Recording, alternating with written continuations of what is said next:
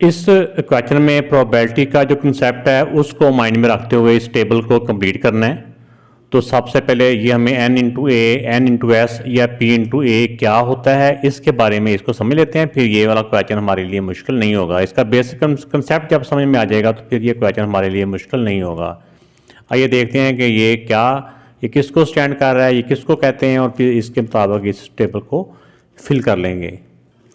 तो probability find करने का जो फार्मूला होता है, ये प्रोबेबिलिटी ऑफ ए की प्रोबेबिलिटी मालूम करनी है। इसमें नंबर ऑफ पॉसिबल आउटकम्स, ठीक है, पॉसिबल आउटकम्स, तो इसमें हो जाता है यानी कि टोटल जिसकी हम प्रोबेबिलिटी मालूम करना चाह रहे हैं उनकी तादाद, ठीक है, और नंबर ऑफ सैंपल स्पेस। इसमें जो मैक्सिमम होते हैं, जो मैक्सिमम जो उसके होते हैं आउटकम, ये वो होते हैं, ये जितने आउटकम जिसके हमने मालूम करने ये उनकी तादाद, ये टोटल होता है, और ये जिसकी प्रोबेबिलिटी मालूम करनी होती है उसकी तादाद। तो इसमें नीचे टोटल जो नंबर ऑफ जो होते हैं यानी कि सैंपल स्पेस आ जाते हैं, और ऊपर जो फेवरेबल आउटकम्स होते हैं वो आ जाते हैं जिसकी प्रोबेबिलिटी हमने मालूम करनी है। तो इसी फार्मूले को माइंड में रखते हुए जो n इंटू ए और divide by n into S, ठीक है ना, तो ये इस तरह इसको लिख देंगे 5/15, 5/15। तो इनको सेम टेबल से कट करेंगे तो ये 5 1 था, 5 5 3 था, 1/3, 1/3 इसका आंसर आ जाएगा, जो प्रोबेबिलिटी ऑफ ए। अब यहाँ पे जो फेवरेबल आउटकम्स हैं उनकी तादाद नहीं लिखी हुई, लेकिन यहाँ पे जब प्रोबेबिलिटी मालूम करते हैं तो जो ऊपर होता है ना, ये फेवरेबल आउटकम्स होते हैं जिसको n इंटू ए कहते हैं। तो यहाँ से ऊपर वाली वैल्यू से देख के ये n इंटू ए आ जाएगा 17। तो बाकी सारा टेबल कंप्लीट है। तो इस वाले नेक्स्ट वाले में भी ये जो इसमें जो मैक्सिमम आउटकम जो सैंपल स्पेस होते हैं वो 6 है, और ऊपर जो होते हैं ये फेवरेबल आउटकम्स होते हैं वो 1 है। तो फेवरेबल जो आउटकम्स होते हैं ये n इंटू ए इसको कहते हैं। तो यहाँ पे 1 आ जाएगा, यहाँ से देख के हमने ये लिख लिया।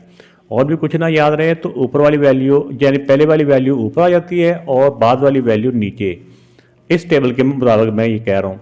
तो फिर जो अगर सॉल्व हो सकते हो तो हम उनको सॉल्व कर लेंगे। तो ये बेटा इसका टेबल कंप्लीट हो चुका है।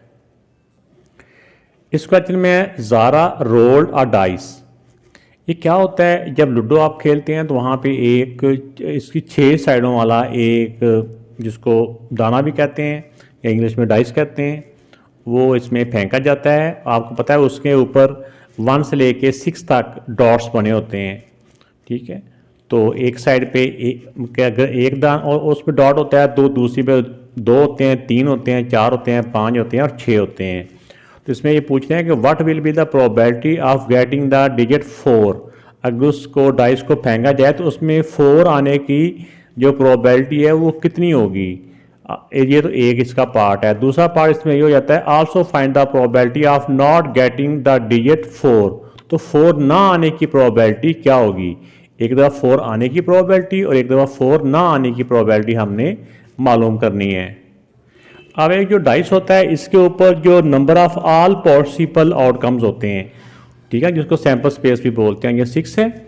और इसमें क्योंकि 4 के बारे में पूछा है तो 4 उसमें कितनी मरतबा आ सकता है, 1 टाइम आ सकता है। तो इसमें अब हम क्या करेंगे कि अब इसका फार्मूले के अंदर ये वाली वैल्यूज़ हम रिप्लेस कर लेंगे। तो अब इस फार्मूले के अंदर ये वैल्यूज़ पुट कर देंगे। इसमें क्योंकि हमने जो प्रोबेबिलिटी फाइंड करनी है वो 4 की फाइंड करनी है, तो इसमें 4 कितनी मरतबा आ सकता है, यानी कि 4 की कितनी साइड्स हैं। 4 की साइड 1 है, और इसकी जो टोटल नंबर ऑफ साइड, जो डाइस की बात कर रहे हैं तो डाइस की टोटल साइड 6 हैं, यानी इसमें जो ऑल पॉसिबल आउटकम्स हैं वो 6 हैं, टोटल साइडें 6 हैं। तो 6 साइडों में से 4 एक मरतबा ही आ सकता है।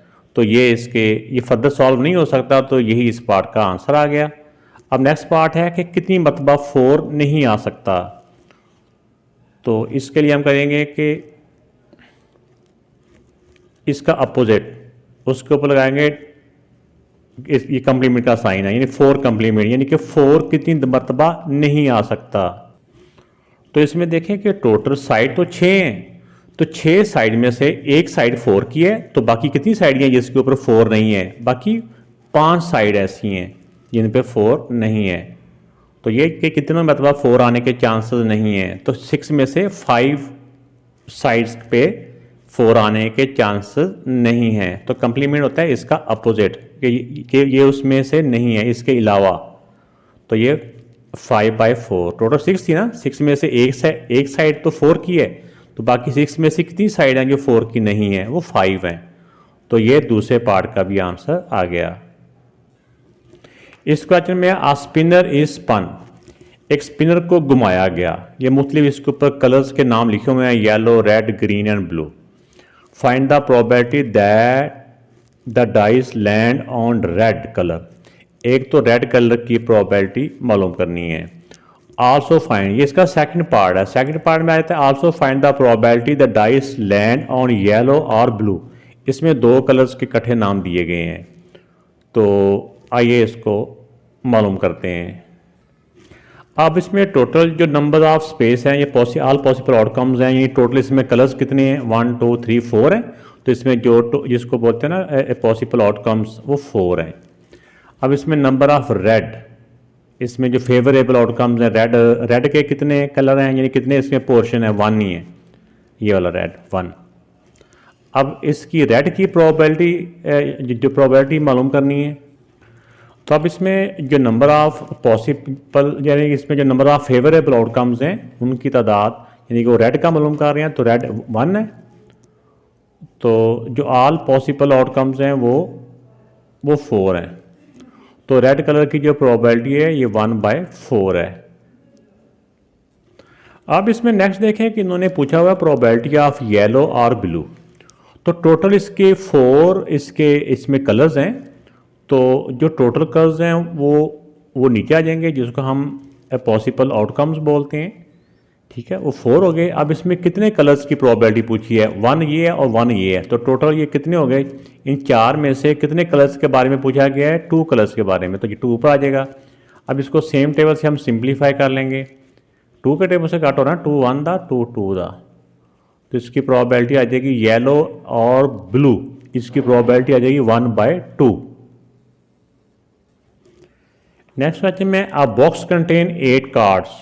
एक बॉक्स है, एक डब्बी है, डबिया है, पैकेट है जिसके अंदर 8 कार्ड्स हैं। उन कार्ड्स के ऊपर 20 से लेके 27 तक नंबर्स लिखे हुए हैं। What is the probability of getting, ये उसके बाद ये 20 से लेके 27 तक कार्ड्स के ऊपर नंबर लिखे हुए हैं, तो इन नंबर्स की प्रोबेबिलिटी मालूम करनी है। आइए देखते हैं। तो इस बॉक्सेस के अंदर जो टोटल कार्ड्स हैं, जो टोटल तादाद है वो कितनी है, जिसको पॉसिबल आउटकम्स कहते हैं, वो 8 है। अब इसमें 22 कितनी मरतबा आ रहा है, 22 1 टाइम है।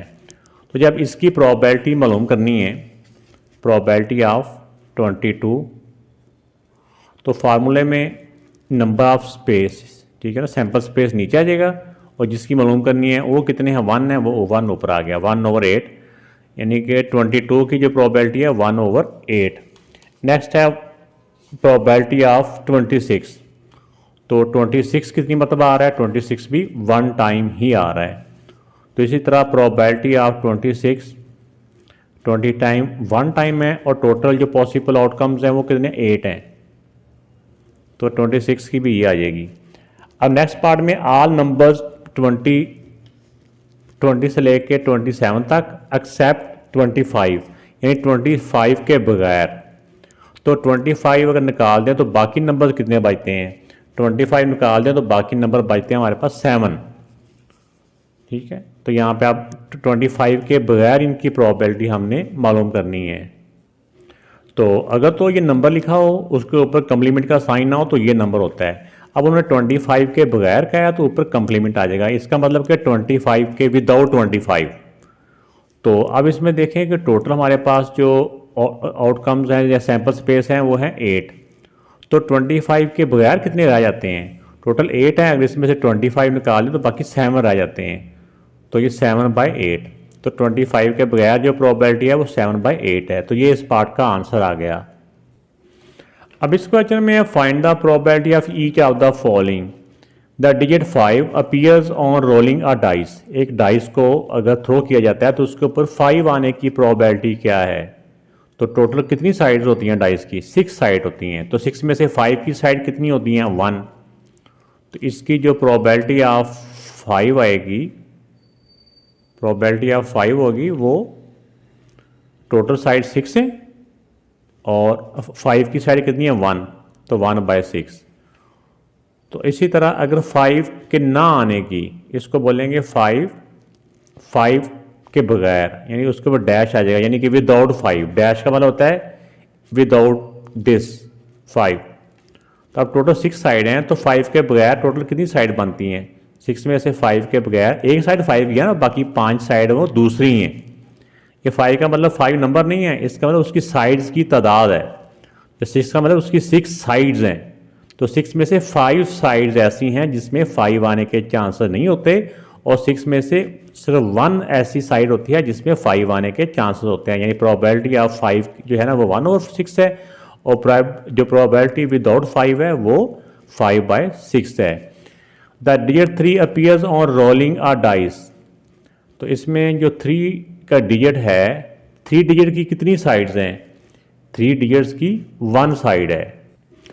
तो इसकी भी जो प्रोबेबिलिटी ऑफ 3 हो जाएगी, ये फार्मूला आपने लिख लेना जो मैंने स्टार्ट में पहले क्वेश्चन में बताया था ना, n/a/n/s वाला, वो। इसमें अब 3 की साइड्स कितनी है 1 और टोटल साइड 6 हैं, तो ये प्रोबेबिलिटी ऑफ 3 का ये आंसर आ गया 1/6। नेक्स्ट क्वेश्चन है the probability that the team will win the match is 0.86। ये प्रोबेबिलिटी उन्होंने बताई हुई है। तो ये किसकी प्रोबेबिलिटी है? विनिंग टीम की। The probability of a team will win the match, ये विन वाली है।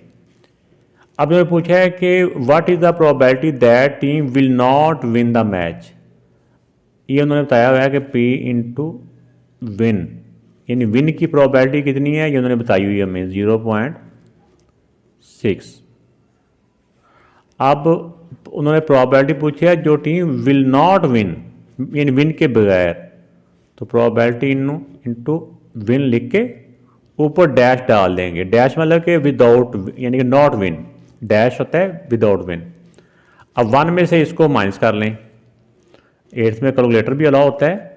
1 में से हमने माइनस का लेना है 0.86, तो 1 में से इसको माइनस करना होता है, ठीक है ना।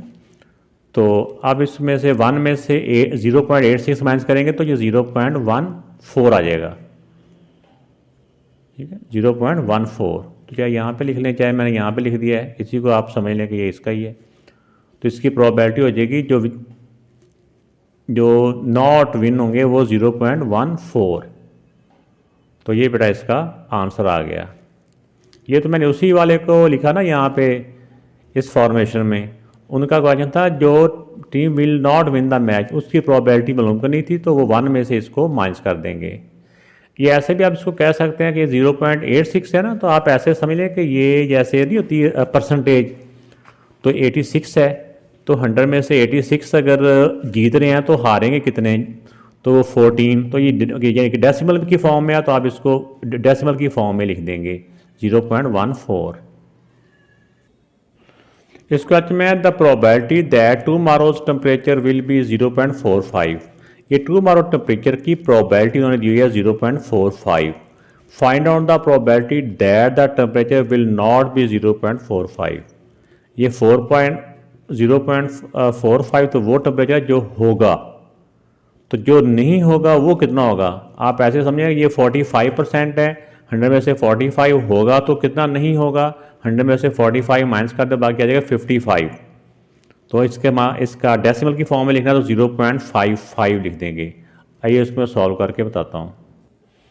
तो इसका हो जाएगा द टेम्परेचर विल बी 0.45, तो ये तो प्रोबेबिलिटी होगी 0.45 की।